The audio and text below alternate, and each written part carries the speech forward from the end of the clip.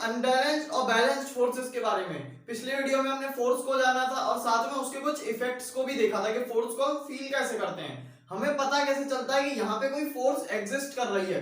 Force को हम directly नहीं देख सकते लेकिन उसके इफेक्ट्स को हम देख सकते हैं और उनको देख के हम बता सकते हैं कि हाँ यहाँ पे कोई फोर्स रही होगी। तो आज की वीडियो में हम फोर्स के दो टाइप्स को डिस्कस करेंगे। फोर्स दो टाइप्स के होते हैं हमारे, या तो बैलेंस्ड होंगे या फिर अनबैलेंस्ड होंगे। तो उसको समझते हैं। उससे पहले थोड़ा सा जानते हैं फोर्स का जो वेक्टर है, फोर्स जो वेक्टर क्वांटिटी है, तो ये किस तरीके से थोड़ा सा काम करती है उसको थोड़ा समझते हैं। इतना तो हमें पता है कि फोर्स वेक्टर है।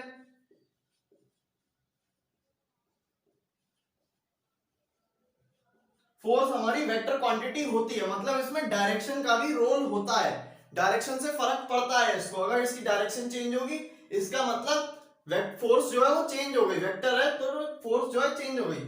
वही एग्जांपल लेते हैं, एक ब्लॉक है मान लेते हैं, एक ब्लॉक है कोई सा भी। अच्छा, अब इसमें दो फोर्स लग रही हैं। एक फोर्स इस डायरेक्शन में लग रही है, इसका मैग्नीट्यूड है 5।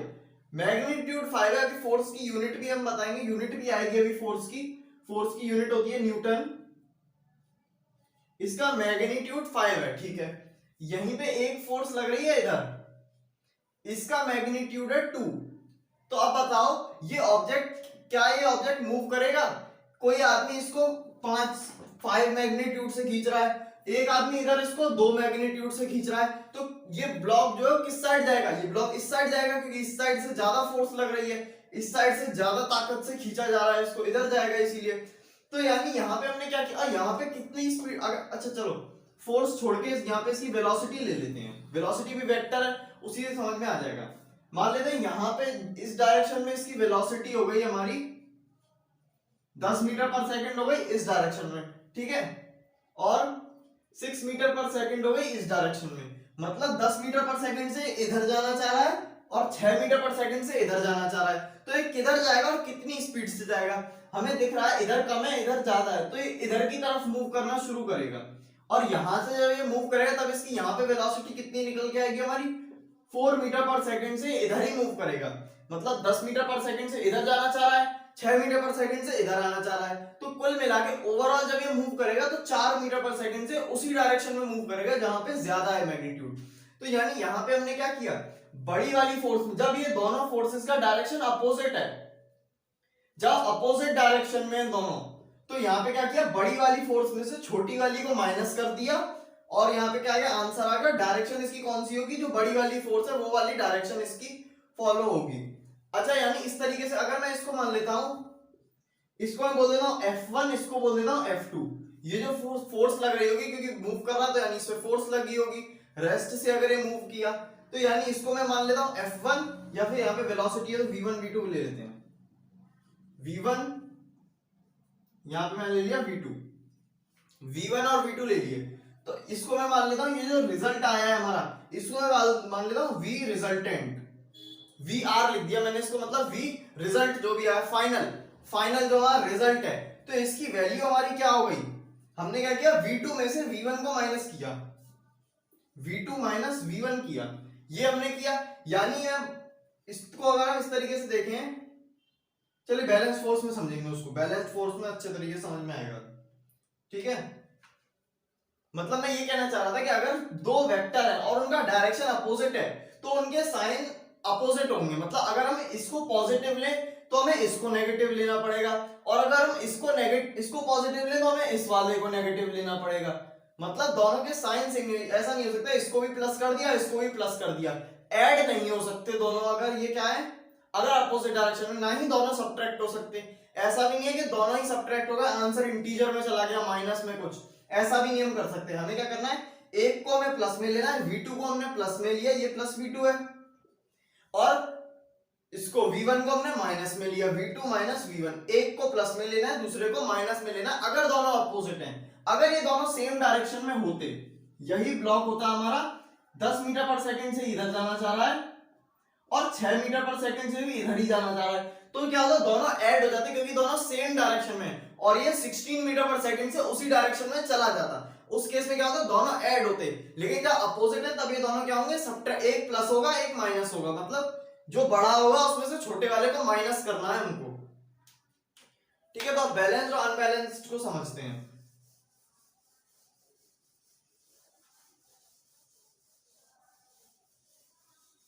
हेडिंग डाल लो ऊपर, types of forces.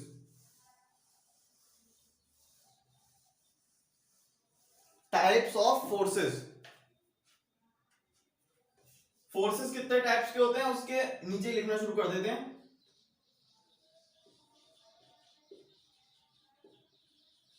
Balanced, balanced forces. Balanced forces क्या होते हैं, पहले समझ लेते हैं, डेफिनेशन तो बाद में लिख लेंगे। ब्लॉक है हमारे पास कोई, वैसा ही जैसा हमारे पास ब्लॉक होता है हर एग्जांपल में, इस ब्लॉक पे हमारी दो फोर्सेस काम कर रही हैं मान लेते हैं। एक इंसान इसको इधर की तरफ से खींच रहा है, इधर की तरफ से इसको कोई पुल करने की कोशिश कर रहा है, इधर से पुल कर रहा है इसको।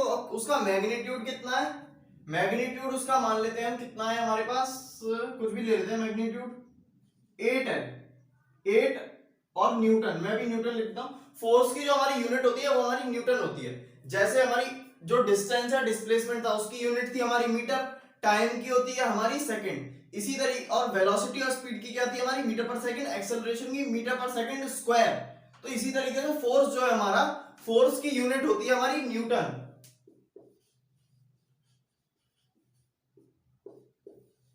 फोर्स की हमारी यूनिट है न्यूटन। ठीक है, तो 8 न्यूटन का फोर्स इसमें इधर की तरफ लग रहा है, ठीक है, और इधर से भी एक इंसान इसको खींच रहा है, अपोजिट डायरेक्शन, दोनों अपोजिट हैं, इधर से भी इसको कोई पुल कर रहा है, कितने मैग्नीट्यूड से, 8 न्यूटन, 8 न्यूटन, 8 न्यूटन से ही कोई से इधर खींच रहा है और 8 न्यूटन से इसको इधर भी खींचा जा रहा है। तो अब क्या ये मूव करेगा, क्या ये मूव करेगा किसी भी डायरेक्शन में, किसी भी डायरेक्शन में जाना चाहेगा, नहीं जाना चाहेगा, क्यों, क्योंकि रिजल्टेंट क्या क्या है यहाँ पे, यहाँ पे हम किसी को भी v1 मान लेते हैं, मतलब किसी को भी पॉजिटिव मान लेते हैं, इसको पॉजिटिव मान लेते हैं, मान लो ये पॉजिटिव है या फिर ये भी पॉजिटिव मान सकते हैं। बस याद रखना जिसको पॉजिटिव मानो दूसरे वाले को नेगेटिव मानना, क्योंकि क्या है, दोनों का डायरेक्शन अपोजिट है। इसको हमने मान लिया प्लस है, ये वाला हमारा माइनस है, तो इसको हम मान लेते हैं v1, ये हो गया हमारा वो v1 v2 नहीं, अब यहां तो फोर्स है f1 और f2, f1 और f2, तो f रिजल्टेंट जो हमारा होगा वो क्या होगा, f जो रिजल्टेंट हमारा आएगा वो क्या आएगा, हमें क्या करना है, दोनों को समेशन करना है दोनों का। आप देखें क्या, पॉजिटिव वाला लिखा +8, ठीक है, कोई दिक्कत नहीं है, +8 हो गया। अब यहां पे ये वाला क्या है, f1 जो है वो हमारा माइनस में है, -8, तो +8 और -8 क्या हो गया, 0, मतलब इसमें कुल मिला के नेट जो रिजल्ट जो फोर्स है, नेट फोर्स वो इसमें 0 है, मतलब इसमें कोई फोर्स लग ही नहीं रही है। इसका ऐसे भी समझ सकते हैं कि एक इंसान इसको, एक फोर्स इसको इधर लग रही थी, एक फोर्स इधर लग रही थी, दोनों मैग्नीट्यूड में बराबर थी, डायरेक्शन अपोजिट था, दोनों ने एक दूसरे को कैंसिल कर दिया, दोनों ने कर दिया एक दूसरे को कैंसिल, और नेट फोर्स आ गई इस पे 0, नेट फोर्स इस पे 0 आ गई। तो ऐसी कंडीशन को हम कहेंगे बैलेंस्ड फोर्सेस, जब इस पे जो भी फोर्स लग रही है वो कैंसिल हो जाए, मतलब अगर इधर कुछ फोर्स लग रही है तो उसके अपोजिट डायरेक्शन में भी उतनी ही फोर्स लगे। अगर मान लेते हैं इस पे इधर एक फोर्स लग रही थी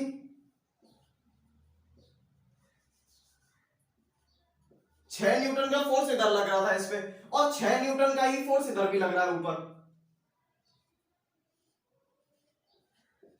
6 न्यूटन नीचे 6 न्यूटन ऊपर, तो इस केस में क्या होगा, जिस डायरेक्ट अगर इस पे कुछ फोर्स लग रही है नीचे, तो उसके अपोजिट डायरेक्शन में भी अगर उतनी ही फोर्स लग रही है तो क्या होगा, दोनों फोर्सेस क्या हो जाएंगी हमारी, कैंसिल आउट हो जाएंगी, यानी ये फोर्स और ये फोर्स हो गई हमारी कैंसिल। इसी तरीके से अब यानी इस पे क्या है, अभी भी इस पे कोई फोर्स नहीं लग रही, तो ऐसी कंडीशन को हम कहेंगे बैलेंस्ड फोर्सेस, जहां पे क्या हो, सारी फोर्सेस कैंसिल आउट हो रही हो। कैंसिल आउट कैसे होंगी, अगर अपोजिट डायरेक्शन में और उनका मैग्नीट्यूड सेम है, मैग्नीट्यूड सेम है लेकिन डायरेक्शन अपोजिट है, दोनों ने एक दूसरे को कर दिया कैंसिल। इसी तरीके से मैग्नीट्यूड सेम है, डायरेक्शन अपोजिट है, कैंसिल हो जाएंगी यहां पे भी। तो यही कंडीशन है बैलेंस्ड फोर्सेस की, कितनी भी फोर्स हो सकती है, बस कैंसिल आउट हो जानी चाहिए सबकी सब, सब कैंसिल आउट हो जाए, बस इतना ध्यान में रखना है। मान लो यहाँ पे कोई बॉल है, कोई बॉल है एक यहाँ पे, इस बॉल को मैं इधर भी पुल कर रहा हूं, यहां भी फोर्स लग रही है, यहां भी फोर्स लग रही है, 6 न्यूटन, 6 न्यूटन, यहां पे भी फोर्स लगी 10 न्यूटन की, यहां पे भी फोर्स लगी 10 न्यूटन की। इसी तरीके से यहां पे फोर्स लग गई 8 न्यूटन, यहां पे फोर्स लग गई 8 न्यूटन, यहां पे भी कुछ फोर्स लगा दो 4 न्यूटन, 4 न्यूटन। अब क्या ये मूव करेगा? इस वाले 10 न्यूटन ने इसको कैंसिल कर दिया क्योंकि दोनों का डायरेक्शन अपोजिट है। इस 4 न्यूटन ने इस 4 न्यूटन को कैंसिल किया, दोनों का डायरेक्शन। इसी तरीके से 8 भी कैंसिल हो गया, 6 भी कैंसिल हो गया। तो यानी इस पे नेट फोर्स क्या है हमारी? 0। यानी ये बॉल कहीं भी मूव नहीं करना चाहिए क्योंकि इस पे क्या फोर्स लगी नहीं रही, जितनी भी फोर्स थी वो सब कैंसिल हो गई। ठीक है, तो इस तरीके से हम देख सकते हैं बैलेंस फोर्सेस को। डेफिनेशन लिखते हैं अब इसकी।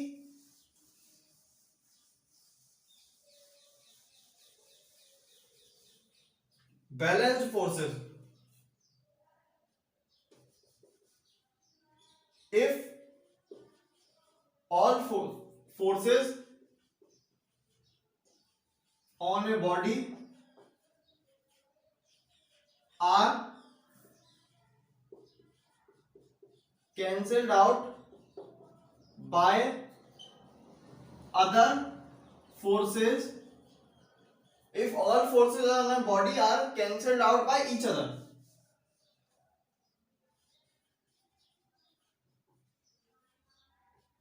then these forces are called balanced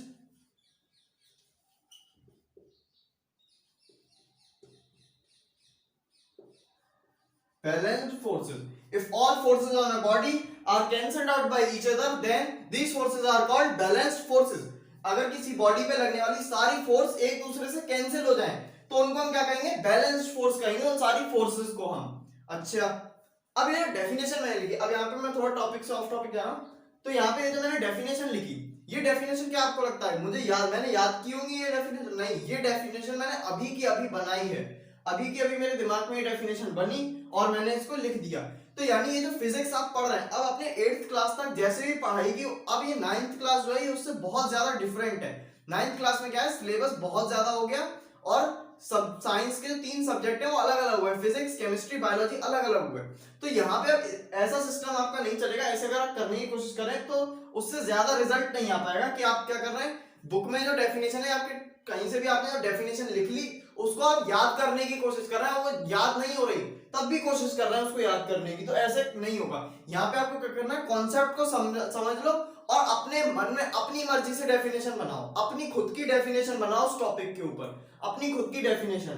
तो 9th क्लास को कैसे स्टडी करना है इसका मैंने एक वीडियो बनाया था पूरा डिटेल में कि किस तरीके से ये सब आप कर सकते हैं अपने तरीके से, मतलब कम एफर्ट में ज्यादा रिजल्ट, अपने रिजल्ट को कैसे आप इंक्रीज कर सकते हैं। तो उसका मैंने वीडियो बनाया था मेरे सेकंड चैनल पे, तो उसका लिंक मैं डिस्क्रिप्शन में दे दूंगा, उसको एक बार देखना, बहुत यूजफुल है 9th क्लास के लिए। तो अगर एक बॉडी पे लगने वाली सारी फोर्स अगर कैंसिल आउट हो जाए तो क्या होगा, वो फोर्स क्या होंगी, बैलेंस्ड फोर्सेस हमारी होंगी। डेफिनेशन नोट कर लो।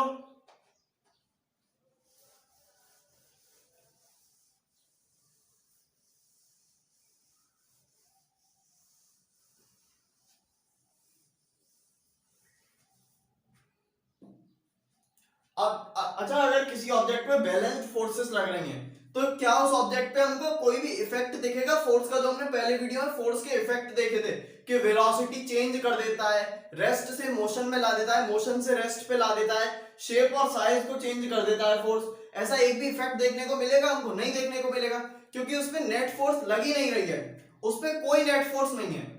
उसको ऐसे समझो कि उस पर कोई फोर्स लगी नहीं रही थी, कभी नहीं लगी उस पर कोई फोर्स, क्योंकि सारी फोर्स एक दूसरे को कैंसिल कर रही है, उनका कोई मतलब ही नहीं है। कैंसिल हो गई ना, कैंसिल का मतलब क्या, खत्म हो गई, डिस्ट्रॉय हो गई। तो यानी वहां पे क्या है, उस पर कोई फोर्स नहीं लग रही, तो उस पर कोई भी फोर्स का इफेक्ट नहीं दिखेगा हमको, बैलेंस्ड फोर्सेस होंगी। अब देखते हैं अनबैलेंस्ड फोर्सेस। अनबैलेंस्ड फोर्सेस को अब देखते हैं। इसमें क्या है, मतलब समझ में आ गया होगा, बहुतों को मतलब समझ में आ गया होगा इसका कि अनबैलेंस्ड का मतलब क्या है। बैलेंस्ड का मतलब क्या था, फोर्सेस कैंसिल आउट हो जाए। अनबैलेंस्ड का मतलब क्या है, फोर्सेस कैंसिल आउट ना हो, फोर्सेस कैंसिल आउट नहीं हो रही। ब्लॉक है हमारा, वही प्यारा सा ब्लॉक जो हम हर एग्जांपल में यूज करते आ रहे हैं, वही ब्लॉक है। ठीक है, इसी ब्लॉक पे हमने क्या किया, फिर से इधर फोर्स लग रही है, मान लेते हैं 16 न्यूटन की फोर्स लग रही है इधर इस पे, और इधर भी एक फोर्स लग रही है इस डायरेक्शन में। इस डायरेक्शन में कितनी लग रही है, 8 न्यूटन की। 8 न्यूटन की फोर्स इधर लग रही है इस साइड से। इस साइड से मैं इसको 16 न्यूटन से खींच रहा हूं इस साइड से, और इस साइड से मैं क्या कर रहा हूं, 8 न्यूटन से इसको धक्का मार रहा हूं उधर की तरफ। 8 न्यूटन से इसको मैं उधर पुश कर रहा हूं। तो क्या ये किस डायरेक्शन में मूव करेगा, कहां जाना चाहेगा ये डेफिनेटली इस डायरेक्शन में जाएगा, इसी डायरेक्शन में इसका मोशन होगा, इस डायरेक्शन में मूव करना चाहेगा ये ब्लॉक जो है हमारा। और कितने फोर्स, नेट फोर्स इस पे जो आएगा वो कितना होगा। अब इनका डायरेक्शन अगर सेम है तो यानी इसका जो साइन होगा वही साइन इसका होगा, इसका साइन और इसका साइन सेम होगा। मतलब अगर ये प्लस तो ये भी प्लस, ये माइनस तो ये भी माइनस, दोनों का साइन क्या होगा हमारा, सेम होगा। तो इनका जो नेट फोर्स का जो मैग्नीट्यूड आएगा वो आएगा हमारा 24 न्यूटन। 24 न्यूटन से इस डायरेक्शन में मूव करना चाहेगा ऑब्जेक्ट। इसको ऐसा लगेगा कि इस पे 24 न्यूटन का फोर्स लग रहा है, और उस फोर्स की मदद से ही इस डायरेक्शन में मूव करेगा। फोर्स का इफेक्ट यहां पे हमको देखने को मिलेगा, अनबैलेंस्ड फोर्सेस में हमको फोर्स का इफेक्ट देखने को मिलेगा। रेस्ट पे था, लेकिन इस पे जब इधर की तरफ से पुल लगा और इधर से पुश किया मैंने इसको, तब इस पे एक नेट फोर्स लगी 24 न्यूटन की, जिस वजह से ये मोशन में आ गया हमारा। यहां पे हमको इफेक्ट देखने को मिला फोर्स का। तो अनबैलेंस्ड फोर्सेस में क्या है, फोर्स जो है वो कैंसिल आउट नहीं होते हैं। यहीं पे अगर हम मान लेता है ये 8 न्यूटन जो है, 8 न्यूटन हमारा इस डायरेक्शन में लगने की बजाय यहां पे लग रहा है अपोजिट डायरेक्शन में। मतलब इधर से भी मैं इसको पुल कर रहा हूं और इधर से भी मैं इसको पुल कर रहा हूं, लेकिन यहाँ पे मैग्नीट्यूड क्या, 8 न्यूटन। तब इसका जो रिजल्टेंट आता, रिजल्टेंट कितना था, दोनों का साइन अलग अलग, दोनों का डायरेक्शन अलग अलग है, यानी साइन अलग होगा। ये प्लस होगा तो ये माइनस होगा, ये माइनस, ये प्लस होगा तो ये माइनस होगा। ठीक है, दोनों का साइन अलग अलग लेना है। मतलब कुल मिला के क्या है, दोनों जो बड़ी वाली है उसमें छोटी वाली को माइनस करना है अगर साइन अपोजिट है तो, डायरेक्शन अपोजिट है तो। डायरेक्शन अपोजिट है दोनों का, ये इस डायरेक्शन में, इस डायरेक्शन में, तो इस केस में क्या है, बड़ी वाली में से छोटी वाली को माइनस करना है। तो 16 में से 8 को माइनस करेंगे तो 8 न्यूटन का इस पे फोर्स लगेगा, और ये इधर मूव करेगा, इधर ही मूव करेगा, क्योंकि बड़ा वाला फोर्स इधर है, इधर ज्यादा ताकत से इसको खींचा जा रहा है, इधर ताकत कम है, तो इस वजह से क्या है, उधर ही मूव करेगा, 8 न्यूटन से उधर मूव करने लगेगा। ठीक है, तो यानी ये भी अनबैलेंस्ड फोर्स की कंडीशन है, क्योंकि कैंसिल आउट नहीं हुए।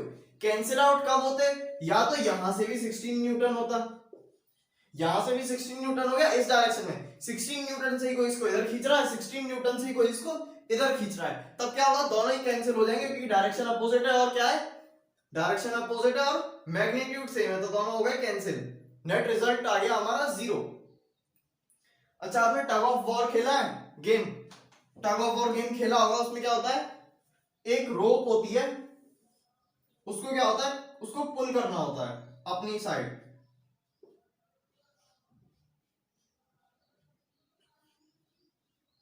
इस टाइप से दो टीम्स होती हैं। ठीक है, एक यहां पे कुछ एक ब्लॉक होता है, यहां पे कुछ एक फ्लैग लगा होता है।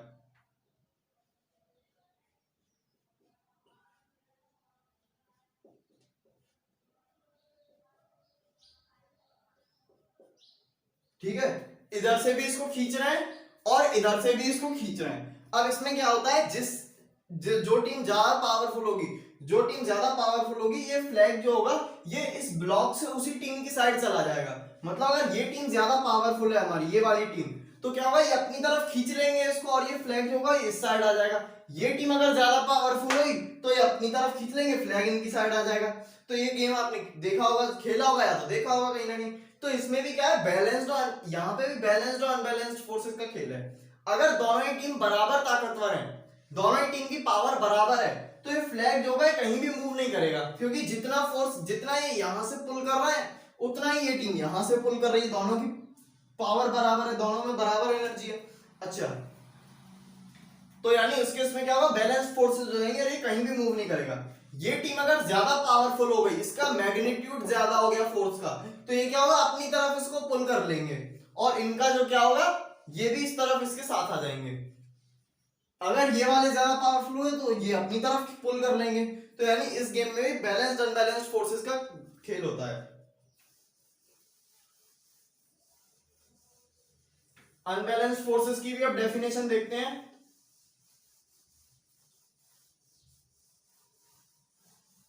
डस्टर को क्या हो गया,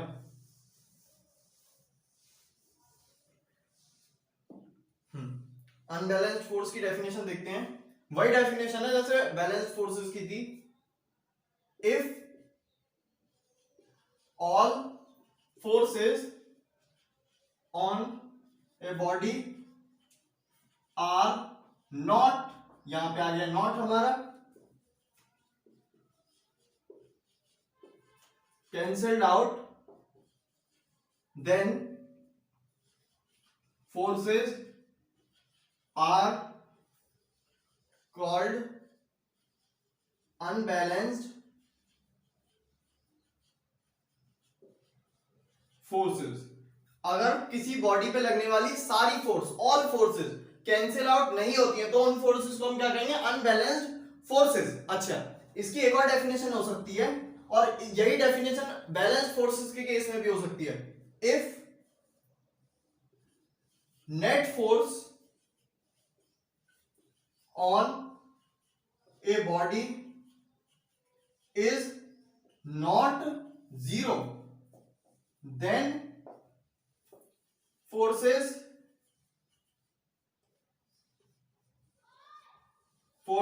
are called unbalanced forces। नीचे लिखने में दिक्कत हो रही है, कैमरे में आ रहा है। If net forces on a body net force on a body is not zero, then forces are called unbalanced forces। अगर ये बैलेंस्ड केस होता तो यहाँ पे क्या होता, if net forces on a body is zero, यहाँ पे नॉट नहीं आता, यहाँ पे नॉट किस केस में आएगा, अनबैलेंस्ड के केस में नॉट आ जाएगा। If net force on a body is zero, then forces are called balanced forces. If net force on a body is not zero, then forces are called unbalanced forces. अगर किसी body पे लगने वाले सारे force cancel out नहीं होंगे, तो उनका रिजल्ट जो होगा वो जीरो नहीं आएगा, और जीरो नहीं आएगा तो वो अनबैलेंस्ड फोर्सेस होंगी। और क्या होगा, वहां पे हमको इफेक्ट ऑफ फोर्सेस देखने को मिलेंगे, मतलब उस ऑब्जेक्ट पे एक फोर्स लगेगा, नेट फोर्स उस ऑब्जेक्ट पे काम करेगा, जिसका हमको इफेक्ट देखने को मिलेगा। डेफिनेशन लिखो।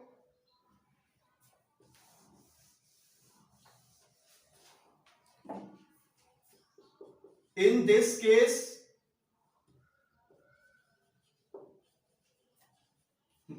मतलब कौन सा, अनबैलेंस्ड फोर्सेस का केस। अगर कहीं पे अनबैलेंस्ड फोर्सेस होंगी तो वो वाला case. In this case effects of force due to net force can be scene.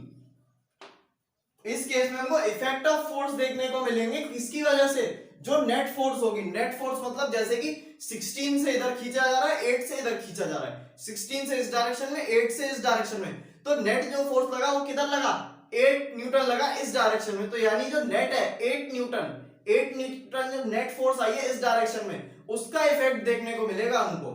Effect जो होगा वो 8 न्यूटन की वजह से होगा। बाकी इधर का 16 था, अब इधर के 8 ने उसको कैंसिल कर दिया। अच्छा, इसको थोड़ा और एक और आइडिया आया मेरे को। मान लो यही ब्लॉक है हमारा, इधर इस पे लग रही थी 16 न्यूटन, इधर इस पे लग रही थी 8 न्यूटन, ठीक है। इस 16 को मैंने ब्रेक कर दिया, यहाँ पे 16 की जगह मैंने लिख दिया इसको 8 प्लस 8 न्यूटन, 8 प्लस 8 लिख दिया। अब इस एक 8 से यहाँ का एक 8 तो कैंसिल हो गया क्योंकि डायरेक्शन अपोजिट है, 8 से 8 कैंसिल हो गया, बचा क्या हमारा 8 न्यूटन। इधर की साइड हमारा 8 न्यूटन बचा, तो यानी 8 न्यूटन से इधर की तरफ मूव करेगा, 8 न्यूटन से इधर मूव करना शुरू हो जाएगा। कैसे भी समझो, चाहे ऐसे समझ लो कि बड़ी वाली फोर्स में छोटी वाली को माइनस करना है, अगर डायरेक्शन अपोजिट है तो। डायरेक्शन सेम है, अगर दो फोर्स का डायरेक्शन सेम है तो वो कभी बैलेंस नहीं हो सकती। ये और बात सुन लो, अगर दो फोर्स का डायरेक्शन सेम है, सेम डायरेक्शन में काम कर रही है, तो उनका क्या होगा, उनका जो कभी बैलेंस नहीं हो सकते, उनका नेट रिजल्टेंट कभी जीरो नहीं आ सकते, क्योंकि वो हर केस में ऐड होंगी हमेशा। यहाँ पे कोई ऑब्जेक्ट है, इसको यहां से भी यहां से इसको पुल किया जा रहा है और इधर से इसको पुश किया जा रहा है, तो ये क्या होगा, इस पे नेट फोर्स कभी जीरो नहीं होगी, ये कभी बैलेंस कंडीशन में नहीं आएगा, हमेशा इस पे एक नेट फोर्स लगेगी कि दोनों का सम होगा, दोनों का सम होगा, दोनों ऐड होंगे। इस केस में क्या होगा, बड़े वाले में से छोटे वाले को माइनस करेंगे। ठीक है, तो आई होप आपको समझ में आ गया होगा बैलेंस्ड और अनबैलेंस्ड फोर्सेस। अगले वीडियो से हम जानेंगे लॉज ऑफ मोशन, मतलब फोर्स को हमने पढ़ लिया, अब जानेंगे लॉज ऑफ मोशन के बारे में, और लॉज ऑफ मोशन में ही आएगा हमारा फोर्स का फॉर्मूला, फोर्स किस तरीके से एक्सेलरेशन को बढ़ाता है। मतलब हमें पता है कि फोर्स लगता है तो क्या होता है, वेलोसिटी चेंज होती है, वेलोसिटी चेंज होती है, इसका मतलब वहां पे क्या, एक्सेलरेशन। अब एक्सेलरेशन फोर्स पे किस तरीके, फोर्स और एक्सेलरेशन किस तरीके से रिलेटेड है, वो हमको पढ़ने को मिलेगा लॉज ऑफ मोशन में। और लॉज ऑफ मोशन में ही मतलब प्रैक्टिकल एप्लीकेशन बहुत है लॉज ऑफ मोशन का। आप जब चल रहे होते हैं, आप जब लिख रहे होते हैं, हर जगह पे लॉज ऑफ मोशन काम कर रहे होते हैं, और अगर आपने एक बार लॉज ऑफ मोशन को अच्छे तरीके से समझ लिया, दिमाग में कॉन्सेप्ट आ गया, तो आपको लॉज ऑफ मोशन मतलब चीजों में विजुअलाइज होने लगेगा कि हाँ यहाँ पे तो ये वाला लॉ काम कर रहा था, जब हम चल रहे हैं तो ये वाला लॉ यहाँ पे काम कर रहा है, लिखने में भी लॉज ऑफ मोशन काम कर रहे हैं। मतलब बहुत ही इंटरेस्टिंग टॉपिक है लॉज ऑफ मोशन का, अगर समझ में आ जाए तो, अगर समझ में आ जाए तो चीजें दिखने लगती हैं, दिखने लगता है कि हाँ यहाँ पे ये फोर्स इस तरीके से बैलेंस हो रही है, इस तरीके से अनबैलेंस हो रही है, क्या खेल हो रहा है, लॉज ऑफ मोशन से बहुत अच्छे तरीके से समझ में आता है। तो अगले वीडियो में हम लॉज ऑफ मोशन को स्टडी करेंगे अच्छे तरीके से, तब तक के लिए इस वीडियो के नोट्स बनाते रहिए।